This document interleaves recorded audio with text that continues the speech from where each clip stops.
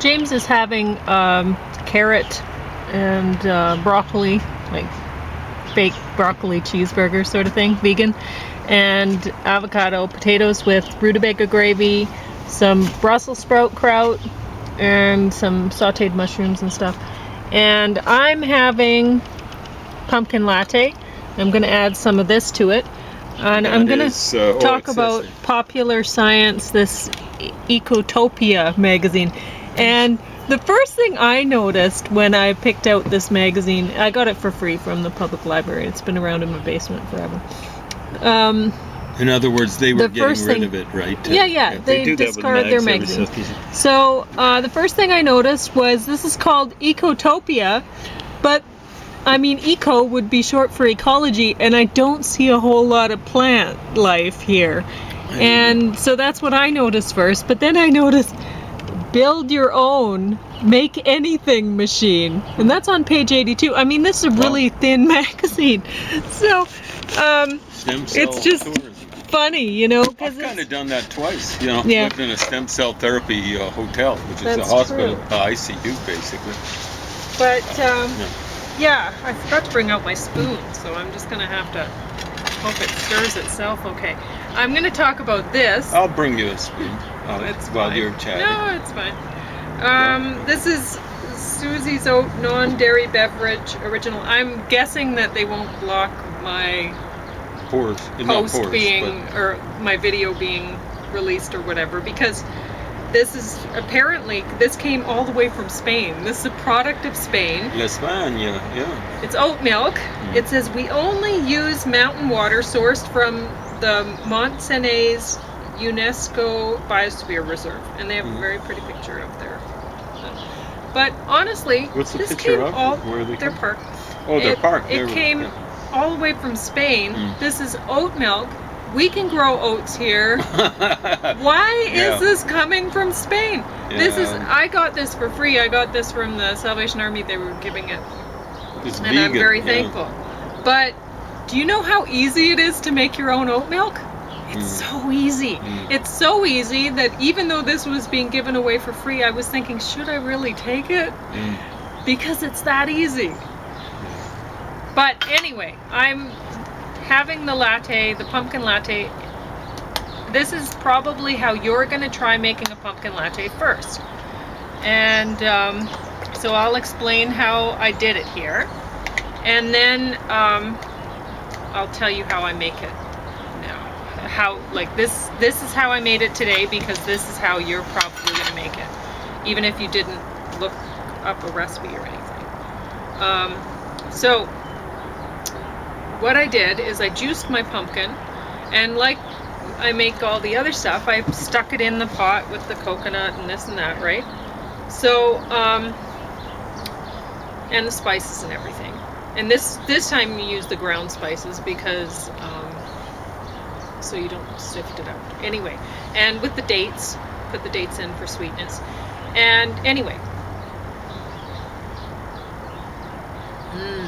yum.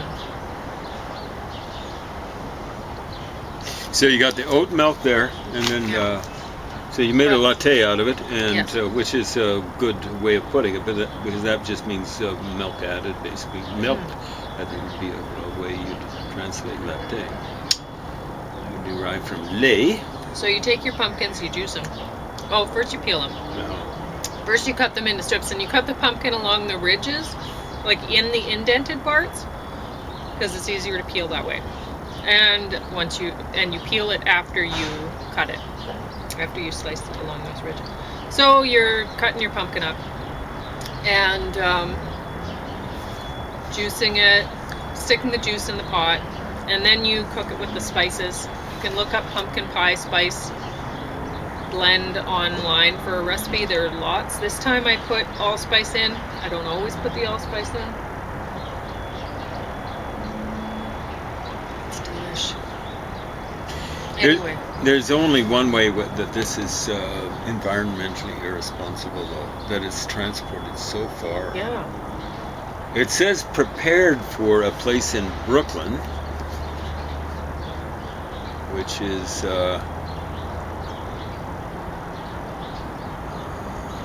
I used to think that that's where Paul Simon came from, but he actually came from New Jersey. Well, I disagree with you on that because there's the packaging. Okay. So even if it wasn't transported far, you still have this packaging. Okay. Whereas you can make your own oat milk really, really easily.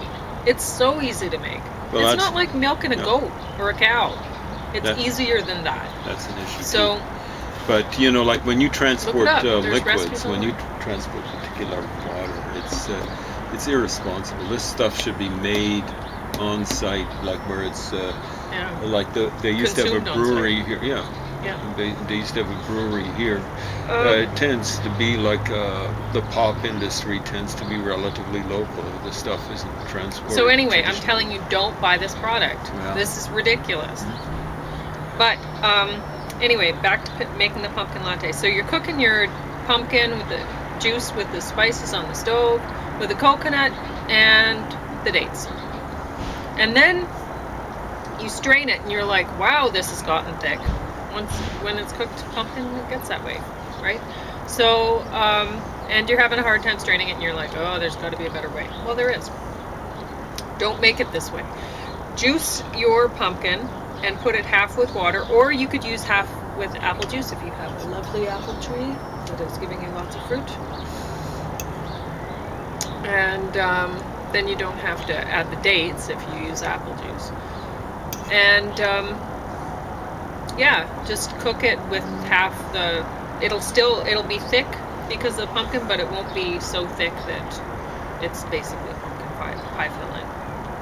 Right, when you cook it on the stove, it gets thick. So anyway, but this is delicious.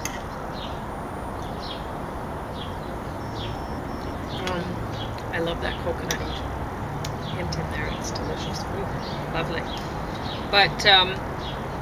But it's delicious the other way too. It's delicious when you make it half with water, or you could put this in. Not this product because you shouldn't buy it. But unless you're in Spain. But yeah. And if even then, you still have this packaging. Yeah, that's right. But they're trying in Spain. I've got to say, hey there, folks out there in Spain. If you're watching Barcelona, I love your team. I don't believe I've ever had somebody watching from Spain. It's hard to say. We've had people watching from all over the place. Australia, you were saying? The other day Someone I had from Morocco? Argentina. Very impressive. There's some of your ancestors lived in Argentina at one point in time. Yeah, the French family. Oh. And back in the 1800s, they came up to Canada. Yeah. So there might, Pauline might have a little bit of, if they intermingled, there might have been some intermingling with Spanish. I have no idea, but my sister did one of those genealogy sort of tests or whatever. She could. I don't know what you send them. Ancestry.com sure. Maybe. I think it's some saliva. sort of I've gone through the process. Yeah. And she didn't have any Argentinian. No Spanish. Her genes. No. No Spanish. She had. I can't remember. Maybe Latvian or something. I can't remember what it was. It was some odd thing. Well, she'd have was Ukrainian. A surprise. Yeah, I that guess wouldn't be a so. surprise. And Lithuania is closer to Ukraine. Well, that's Latvia. probably it.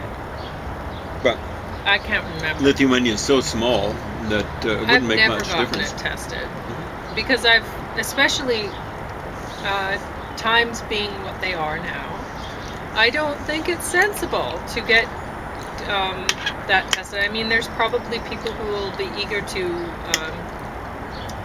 try to find some reason to weed you out anyway. World's overpopulated, and honestly, a lot of racist people are really, they like to think purity, right? And so they don't like mixing of genes. They don't like mixing of nationality. They don't like, honestly, they believe in multiculturalism because they don't want cultures to mix. So that's the real irony of multiculturalism. I believe in cosmopolitanism, where you mix ideas and you mix genes. So that's good. there's Pauline has a lot of mix of genes. I've got a lot of mix of genes. Yes, way more. I don't have that much mix. Well, I think I've got. But I have enough mix of genes that I wouldn't want to get tested and have people think, people out there thinking, oh, well, we don't like that, she's got to go. Because they probably think, oh, she's got to go anyway. There'd be enough people, say from the colonists, who basically pushed out a lot of the native people from Wales, Scotland, Ireland, around there. Just because they would have been basically economic refugees a lot of the time, and they would have been because they would have been poor. And if there was a time when people were being exported out of Britain to Australia because they had criminal records, and it could be that people were exported because they were serious criminals, or it could be something like petty theft even, or there used to be debtors' prisons. There used to be, in many places, people are political prisoners. And so you don't know. Were they shipped over to Australia because they didn't share the right values or something, and they were spouting off a little bit too much, or who knows, right? So, just continuing that vein, I ran across one study. We've got to be careful about studies. The study claimed that in dictatorships, as much as 50% of the people in prison are political prisoners. I think it would vary depending on how authoritarian the place was, or totalitarian. And I'm not being down on Britain, and I'm really not trying to single them out and saying, oh, bad British occupiers who whatever. But the fact of the matter is, when the opportunity arose, when America opened up for people to come settle, and there was this big American dream for everyone, oh, you can have your own farm, you can have this, you can have that, then a lot of the poorer people, who happened to be the native people, in England, yes, or Great Britain, they ended up over here. So they basically, you can look at it however you like, but the fact of the matter is, the native people were basically cleansed from their native lands and shipped over here. She's talking about Great Britain. I am. There were different types of cleansing and stuff like that. Yeah. So, and a lot of people who are here, they don't even realize it. They don't realize that their ancestors were basically cleansed from their native land. They don't even see it that way. It's kind of ridiculous, because it's so obvious and they won't see it. But whatever. Well, there were, and they might still be doing it. There were people demonstrating they want open borders, it looks like.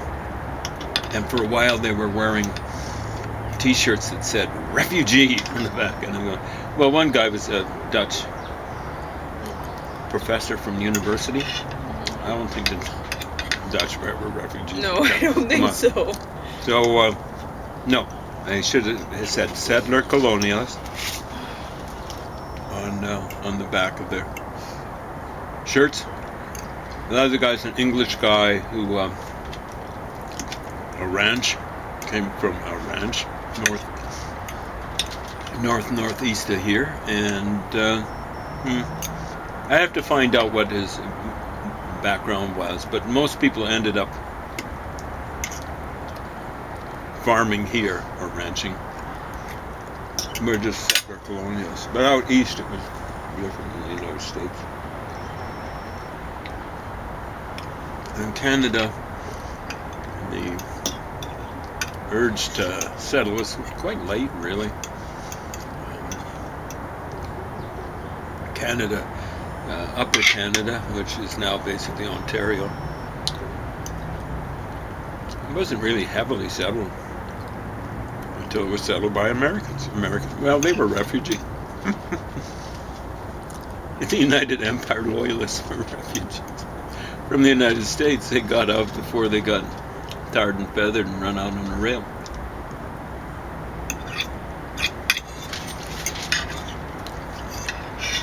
Yeah, well, anyway, when you look in to page 82, build your own make anything machine. It's basically, it's a 3D printer. So making the MakerBot for less than $1,000, the MakerBot kit provides nearly everything you need for your very own 3D plastic printer. And they actually show you a little bit about that. So anyway. I'll have to check that out for stem cells. Sure. Stem cell. I got to wake up with stem cell. But I wanted to talk about popular science today because I wanted to mention just how popular science is really, a lot of it's obviously science fiction, you know, or it's talking about the future is what whatever. Yeah, it's kind of silly. Well, I mean, people dream stuff up. I mean, I can recall reading comic books in the early 60s, maybe in the late 50s, and they had telephones with images on them.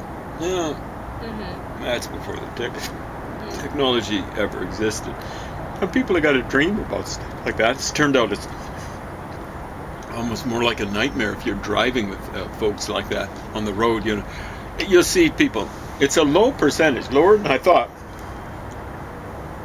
I park near a corner, and when I'm warming up the car, one of the things I do when I'm not listening and getting outraged, listening to CBC and getting outraged by their horrible coverage of this, that, and the other thing, and even worse misinterpretations. I'll watch people coming around the corner. And I used to think it was like maybe a third of the people, once they negotiate the corner, they're looking down in their lap. Now, I'm hoping they got their pants on and aren't admiring themselves. But, you know, like or checking out the fire down below. I think they've got their cell phone on their lap or something like that. And they've just got to be checking that stuff out. They can't get away. The big trouble is, like, when I turn a corner, what I try to do is register way down the road. Is there any trouble? Because when you're driving this stuff, if you drive just on a straightaway or slight curves, you're kind of picking up what's happening way ahead. When you turn a corner, it's totally irresponsible to look down before you've apprehended what is facing you. They think they've gone through. It's more dangerous to be negotiating a corner than going on a straightaway, but you'd better be checking ahead. But that's what happens. The head pops down. You're going, wow, that's crazy. That's absolutely crazy. But it might only be like 1/10 or even less of the people who come around that corner will do that. So it's one of those things where, you know, like you'll notice something and you'll overestimate how bad the behavior is because you're annoyed about it. You notice, you register and stuff like that. How diapers could transfer deserts into lush Edens. I mean, honestly, I look at this magazine and I think, where's the sea monkeys at? You know, or whatever. Well, did you check closely in the back? Yeah, maybe it's in there. Yeah. Some X-ray glasses. Yeah. Stuff you used to see in comic books. Some people fighting. Boy, oh boy, that's some serious stuff. That's some serious fighting. Yeah.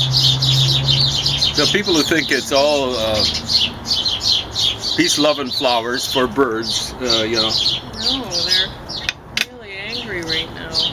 And there are people who don't really notice things. Poor little guys. It's territorial about food or something like that. Anyway, it looks like you have a book to review. And Preview. I'll show you what I'm going to make from what I strained. Review. Tomorrow. Tomorrow. Yeah. So this, I won't be able to give you the total review tomorrow, because this is some slow slogging here. So this is Standard, Le Rouge et Le Noir. The real name of this guy is Henri Bear. I guess this is his moniker, maybe only one word. And so this is considered one of the classic novels in the French literary tradition. So there's Livre de Poche Classique. So definitely it's one of their classics. And this paperback format is only, it's over 500 pages, not only 500 pages, but over 500 pages. And I'm doing a review of the first half of it, because last night I got through more than half of it. And but it'll be kind of like a preview and stuff like that. But basically it's just to mark what I'm doing. So when I'm reading Agatha Christie, I'm going blasting through it like 5 times and reading in French and once in English. It's not just Agatha Christie. Okay, this is the what I'm aiming at. The ability to read this with a fair degree of fluency is not a good term, but a fair degree of ease or something like that. Is when you read French and you're struggling along with like a French classic or something like that, especially when it's a little bit older, and you're struggling along with the grammar and vocabulary and stuff like that. You don't have a strong enough command of the grammar. It just slows down. You get all slogged down. So once I finish that Agatha Christie up, I'll have added the equivalent of another course in French, and so I'll have put in about 100 hours in on that. Doesn't seem like much, but you try it. You try it.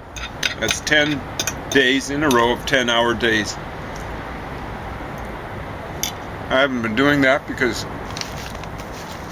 I'm doing other things, like going through Solzhenitsyn's The First Circle, i.e. of Hell,